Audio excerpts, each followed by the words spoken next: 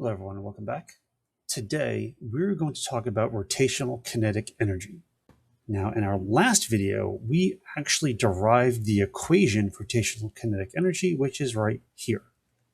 But an interesting note about this, and what this entire video is going to be about, is the fact that you're almost never using this equation. No joke, 95% of the time that rotational kinetic energy comes into play, you will not be using this equation straight out. And the primary purpose of this video is to explain why. And as far as why, I'm not going to just throw it at you. What we are going to do is take a look at it through the lens of a practice problem. And from there, hopefully I will be able to show you what's going on. So here's our practice problem.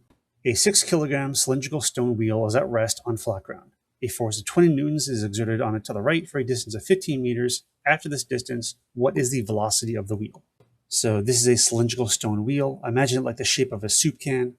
The initial velocity is 0. I'll put that in the givens right now. So it starts from rest. And after a force is exerted on it for 15 meters, it has a final velocity. We'll start by listing givens. Mass 6 kilograms. We already have VI. VF is unknown. F net is 20 newtons to the right. And displacement is 15 meters. Now, right off the bat, we have a force and a displacement, which is screaming work or transfer of energy. So I'm going to make a bar chart. The one mandatory column in an energy bar chart is the work column.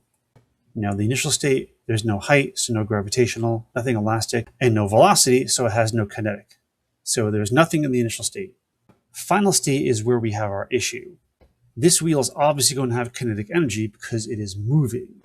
However, the wheel is also rotating. And if the wheel is rotating, it also has kinetic rotational. So at first glance, my bar chart looks something like this. We have some energy in kinetic and some energy in rotational kinetic.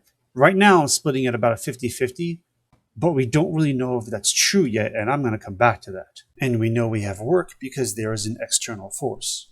So here's my bar chart. I'm going to drop the equations down for each variable. Work is force times displacement. Kinetic energy is 1/2 mv squared. Plus rotational kinetic, something we just derived, is I omega squared. So now we have a problem. I have force, I have displacement, I have mass. We're looking for velocity. I don't have moment of inertia. Not only that, the moment of inertia of a disk or cylinder is 1/2 mr squared. So I can't even get it because I don't have radius. There's no radius in this problem. So that means our VF is an unknown. Our moment of inertia is also an unknown. So right now we have two unknowns, and that's bad. Not only that, but technically this is omega final. And our linear to angular equation looks like this. Velocity is omega times r. And again, we don't have r. So we're not actually missing two things, we're missing three. That's really bad. So what do we do? Well, to talk about that, we're going to pause this problem and do a little sidebar. All right, for this to work, we first need to have an understanding. I have our disk, but in two very different situations. On the left, the disk is just rotating. So I have an axis point in the center, and the disk is just rotating around and around and around and around and around. On the right, the disk is actually rolling, moving to the right on flat ground. Now, if the disk is rotating, that means I have a point on the disk that is moving around the disk. And this point will have a velocity, technically a tangential velocity, because it is moving in a circular path. The sphere on the right that is rolling has a linear velocity, because it is literally rolling to the right. Now I'm going to put up our linear to angular equation. Velocity is angular velocity times radius. Now we are going to say they both have the same angular velocity and they both have the same radius. That means for the rotating object on the left, this distance that the dot moves around is the arc length, which is delta s. And for the sake of simplicity, we are going to say omega is 1 rotation per second. If this dot is moving around 1 rotation, that by definition is the circumference, which in this case is also the arc length, which is delta s. how far a point moves in the circular path. So if it's moving around 1 rotation per second, I could also call this 1 circumference per second, whatever the circumference is.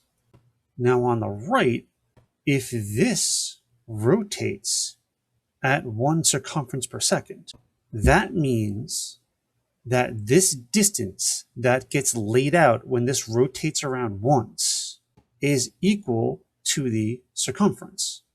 In other words, imagine this as a roll of toilet paper. If I put it on the ground and roll it once, exactly 1 circumference of toilet paper is going to be laid out on the ground. And if this toilet paper is laid out on the ground in a straight line, this is my displacement. And if I say omega is 1 rotation per second, that means one of these is being laid out every second. Now here's the big connection. If this one on the left revolves 1 rotation every second, that means that dot moves this arc length every second. And we said 1 rotation is the circumference every second. And the units here are meters per second. This would be the tangential velocity of that point moving around the circular path. On the right, we still say it's rotating once per second. If it's rotating once per second, that means delta x, that distance, is laid out every second. And as stated, that distance is equal to the circumference, which is also meters per second. So this is the linear velocity of the object. And the key point is they equal the same thing. The short story is this linear to angular equation works for both. It could be used for a point moving around a circular path as long as that point is at the farthest radius, or it could be literally the velocity of a rolling object going down the street, as long as you're talking about the center of mass of the object. They both can use this equation. So the linear velocity of an object rolling along literally is this velocity, which is equal to the tangential velocity of a point on the very edge of the object. So this, and this are all the same thing. So now that we have established that we can use this equation for the linear velocity, we now have to discuss something else. Here are the moments of inertia for the 4 shapes by now we should have memorized: the point mass, ring, cylinder, and sphere. Now, considering we are talking about a rolling object, the point mass is moot, because the actual object has to have a circular shape in order to roll down the street. So for this conversation, I'm going to flat out remove the point mass, and instead I'm going to put our linear to angular velocity equation in its place. While I'm here, I'm going to immediately divide by r on both sides and get omega equals velocity divided by r. Now on the right side, below each of these, I'm going to place our rotational kinetic energy formula. Notice it is the same for each one. Now what I'm going to do is some substitutions. I'm going to drop the 1/2, but the moment of inertia for a ring is mr squared. So that is what I'm going to substitute. Now for omega squared, I'm going to look over here on the left, and I'm going to square both sides. That means omega squared equals v squared over r squared. I'm then going to substitute that in here. Omega squared is v squared over r squared. Now if I do that, you will notice that the r squareds cancel. And what I have left is the 1/2, the m, and the v squared. This is the rotational kinetic energy formula for a ring. Now you may look at this and say, wow, that is actually the kinetic energy for linear kinetic energy, and you would be correct. You may also want to say, that means we can do that all the time, and you would not be correct, and I'm going to show you why. I'm going to do the exact same thing for the cylinder. I'm going to drop the 1/2. This time, when I bring down the moment of inertia itself is 1/2 mr squared times omega squared, which we have already proven is v squared over r squared. Again, the r squareds cancel. This time, I get 1/4 mv squared. That means this is the rotational kinetic energy formula for a cylinder. And of course, you can see that they are different. I'm going to do this one more time. Again, I'm going to drop the 1/2. This time, the moment of inertia for a sphere is 2/5 mr squared. Again, omega squared is v squared over r squared, and the radius squared cancels. And now, multiplying the fractions, I get 2/10 mv squared. The 2/10 can be reduced. I'm just going to do that right here. where 2 over 10 reduces to 1 over 5. And this is the rotational kinetic energy for a sphere. So even though the rotational kinetic energy formula does not change, when I convert this to linear, the rotational kinetic energy in linear terms is slightly different for each of them. And at this point, we're going to do another sidebar because I'm going to show you why this is important in regards to something that I showed you before in my moment of inertia video. So here I have a ring, puck, and sphere. I'm going to take these three, put them at the top of this ramp all lined up, let them go, and see in what order they get to the bottom of the ramp. Alright, let's pause it and take a look at what we have. The sphere is in first place, the cylinder is in second, but there's something I want you to notice here, and that is the cylinder is not that far behind the sphere. As far as the ring, however, it is obviously in third place, but it is in third place by a pretty good distance.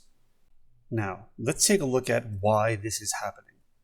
To do this, we're going to make use of the rotational kinetic energy formulas we just derived for the ring, puck, and sphere. And to really get the point across, I'm going to make an energy bar chart for the situation we just saw. So all three objects started with gravitational potential energy at the top of the ramp. At the bottom of the ramp, they had linear kinetic energy, and they also had rotational kinetic energy. So our chart looks something like this. It starts with all gravitational. There's no work because Earth is in the system. At the bottom of the ramp, they have linear kinetic. That's what gives them their velocity. And they're rotating, so they also have rotational kinetic energy. Therefore, the right side of this equation, which is what we're going to concentrate on, is 1/2 mv squared plus 1/2 I omega squared. Now, this, as we just derived, the rotational kinetic energy formula is different for each of these shapes because they have different moments of inertia. I'm going to take this part of the formula and put it beneath each of these shapes because now they look different for each. The linear side is going to be the same, however. For a ring, the rotational was 1/2 mv squared. For a cylinder, rotational kinetic was 1/4 mv squared.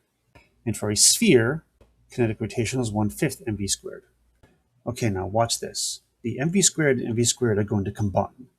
But for right now, I'm more interested in these two numbers here. I'm going to put them into decimal, and 1/2 is 0.5 on both sides. If I was to add them together, I get the number 1. If I make a ratio of these on the left, I get 0.5 over 1, which of course is 0.5. But I'm doing this now as a percentage because I'm dividing by the whole. That means 50% is kinetic energy. I'm now going to do the exact same thing for the rotational. And again, I get 50% for the rotational kinetic energy. So as the ring rolled down the ramp, 50% of the gravitational went into linear kinetic energy, and 50% of it went into rotational kinetic energy. All right, now I'm going to do the same thing for the cylinder. 1/2 is 0.5, 1/4 is 0.25. My total now is 0.75. 0.5 or 0.75 is 0.66, or 66% into linear kinetic energy. 0.25 over 0.75 is then going to be 0.33, or 33%, which means 33% goes into rotational kinetic energy. This is why the cylinder is going to beat the ring every single time. As they roll down the ramp, 50% of the gravitational potential energy becomes linear kinetic. However, for the cylinder, 66% of the gravitational potential energy becomes linear kinetic. Now let's compare this to the sphere. 1/2 is 0.5. 1 over 5 is 0.2. Total this time is 0.7. 0.5 over 0.7 equals 0.71, or 71% as linear kinetic. 0.2 over 0.7 is then going to be 0.29, or 29% as rotational kinetic. So for the ring, the energy is split 50 into linear kinetic, 50 into rotational kinetic. For the cylinder, 66 goes into linear kinetic, which again gives it its velocity, and 33% goes into its rotational kinetic. For the sphere, 71% goes into linear kinetic and 29% goes into rotational kinetic. This is why that race ended the way it did. The sphere is going to win every time because 71% of the energy goes into linear kinetic. And if you do a comparison, the cylinder is not that far behind. 66% is not that far behind 71%. However, the 50% from the ring is a good difference, which is why in the race, the sphere was first, the cylinder was second but was close behind, and the ring was a good distance behind both of them. So for all three, the initial energy is split into linear, kinetic, and rotational. It's just that the split is a different ratio for each different shape. Now that we've seen why this is happening, let's go back to our original problem. Here is our original problem with our cylindrical stone wheel being pushed to the right. So we have energy transfer from outside the system. The wheel gains linear kinetic and it gains rotational kinetic because it is rolling. Now our problem was we had none of these givens early on, but since we know it is a cylinder, we now know that the rotational kinetic energy can be written as 1/4 mv squared. So at a quick glance, I have force, I have delta x, we have mass, we are now only missing one unknown. The rest of this problem is now algebra. To make it simple, I will multiply everything by 4. That gives me 4 times force times delta x equals 2 mv squared. It's 4 over 2. And here the 4 and 1/4 cancel to give me mv squared. I will combine these. That will give me 3 mvf squared. I will then divide by the 3m and do the square root. That gives me vf equals 4 times the force times delta x over 3m, and then square root the whole thing. I will then input my givens with units. The actual unit for newtons are kilograms times meters per second squared. Therefore, kilograms cancel. The meters here and meters here multiply, which means under the square root, I get meters squared over second squared. So when I actually take the square root, I get 8.16 meters per second. And that is my answer. And the one thing I want you to notice is that if this kinetic side was not here at all, then all of the energy would have went into linear kinetic and this velocity would be a lot higher. But since part of that energy goes into the rotational kinetic, in fact, we just figured out it's actually 33% because it's a cylinder, the velocity would be lower. All right, next time I will show you some common examples you will see, but for now, I think I'll end it here. Have a good day. This is Mr. M signing off.